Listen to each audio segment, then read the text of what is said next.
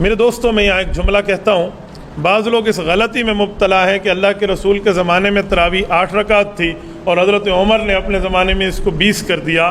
ایسی کوئی بات نہیں ہے۔ اللہ کے رسول کے زمانے میں بھی 20 تھی، حضرت عمر نے بھی 20 ہی جاری رکھی۔ تو پھر حضرت عمر کا نام لیا کیوں جاتا ہے؟ اس کی ایک وجہ ہے۔ وجہ کیا ہے؟ حضور پاک علیہ السلام نے 3 دن تراویح کی جماعت کرائی، 3 راتیں۔ چوتھے دن حضور پاک علیہ السلام جماعت کرانے نہیں آئے تو صحابہ کرام بہت پریشان ہوئے کہ آج اللہ کے رسول نہیں آئے، وہ اپنے نوافل پڑھتے رہے۔ اللہ کے رسول صبح آئے نماز کے وقت تو فرمایا مجھے پتہ تھا تم آئے ہوئے ہو، لیکن یہ ابو داؤد شریف کی روایت ہے، لیکن میں نہیں آیا اس وجہ سے کہ مجھے اس بات کا خوف تھا کہ اگر میں نے اب بھی چوتھے دن جماعت کرا دی نا تو آسمان سے وحی اتر آئے گی اور تمہارے اوپر فرض ہو جائے گا۔ خشیت ان یکتب علیکم، صحیح بخاری میں ہے، مجھے اس بات کا خدشہ تھا کہ کہیں وحی آ جائے اور تمہارے اوپر فرض ہو جائے تو تم مشکل میں پڑ جاؤ گے، لہٰذا آپ گھروں میں پڑھو۔ حضور پاک علیہ السلام نے گھروں میں اجازت دی۔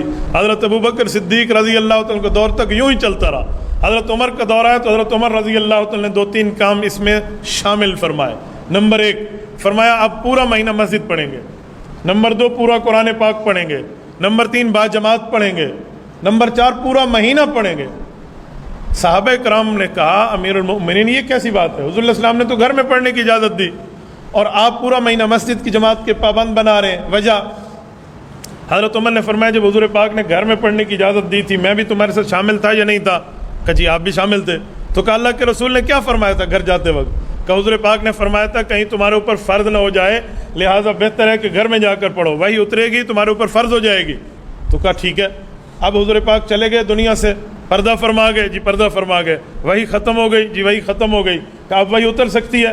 کہ جی نہیں اتر سکتی۔ کہ یہی تو میری دلیل ہے کہ حضور پاک نے اشارہ دیا تھا جب تک میں موجود ہوں اور وہی اتر رہی ہے گھروں میں پڑھو، میں دنیا سے چلا جاؤں وہی ختم ہو جائے گی اور ختم نبوت ہوگی تو وہی اترے گی نہیں، پھر مسجد پڑھتے رہنا۔ کہ یہ حضور پاک کا اشارہ تھا۔ صحابہ نے کہا واہ کمال امیر المؤمنین، جہاں آپ کا دماغ پہنچا ہماری سوچ وہاں نہ پہنچ سکی۔ حضرت عمر کے کہنے پر یہ مسجد میں شروع ہو گئی۔ فرق یہ ہے پہلے گھر میں تھا اور اب ادھر ہے۔ یہ ہے، یہ نہیں ہے کہ حضرت عمر نے 8 کو 20 کر دیا۔ بابا حضرت عمر شریعت ساز نہیں ہے، شریعت پہ عامل ہے، شریعت بنانے والا نہیں ہے، شریعت پہ عمل کرنے والا ہے۔ وہ رکعتوں کو بڑھائے اور گھٹائے کیوں؟ ہمارے یہاں 2 غلط فہمیاں بہت زیادہ چلتی ہیں۔ نمبر 1 یہ کہ حضرت عمر نے 8 کو 20 کیا، یہ بھی جھوٹ ہے۔ نمبر 2 اذان میں الصلاۃ خیر من النوم کا لفظ حضرت عمر نے بڑھا دیا تھا، لہذا صبح نماز میں لوگ یہی کہتے ہیں، یہ بالکل غلط ہے۔ سنن ابی داؤد میں امام ابو داؤد سلیمان بن الاشعث السجستانی رحمۃ اللہ علیہ روایت لائی ہے، یہ رسول اللہ صلی اللہ علیہ وسلم سے لفظ ثابت ہے اور اللہ کے رسول نے فرمایا بلال سے اذان میں کہا کرو، یہ بہت اچھا لفظ ہے۔ تو ہمارے ہاں یہ الٹی گنگا بہہ رہی ہے، اس غلط فہمی کو صحیح کرنے کی ضرورت ہے۔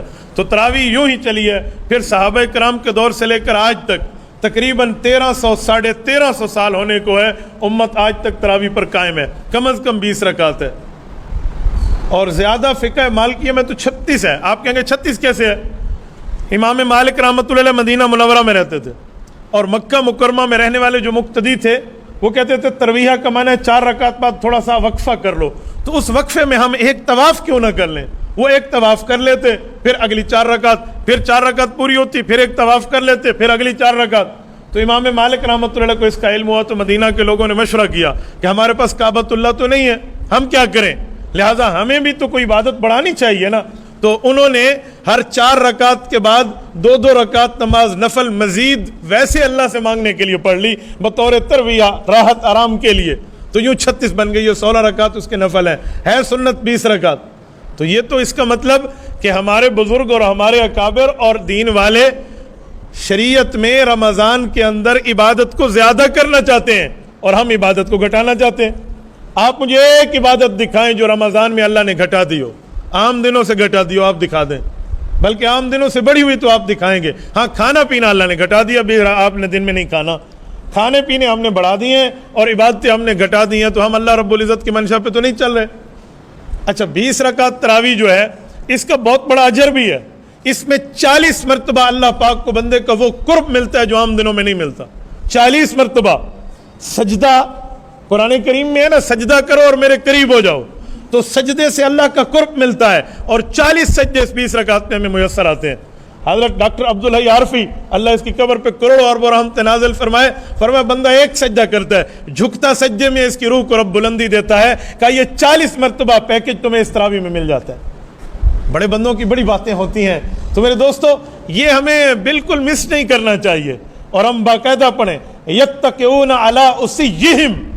امام مالک فرماتے ہیں صحابہ کرام میں کچھ بوڑھے حضرات آتے اور اگر کھڑے ہو جاتے تو کھڑے ہو کر نماز پڑھتے, ورنہ اپنی لاٹھی پر ٹیک لگا کر تراویح میں ٹھہر جاتے. ہاں جب بالکل بیماری ہو بندہ نہ ٹھہر سکے تو پھر بیٹھ کے پڑھنے کی بھی اجازت ہے, لیکن ہمیں اس پر دل سے کچھ سوچنا چاہیے.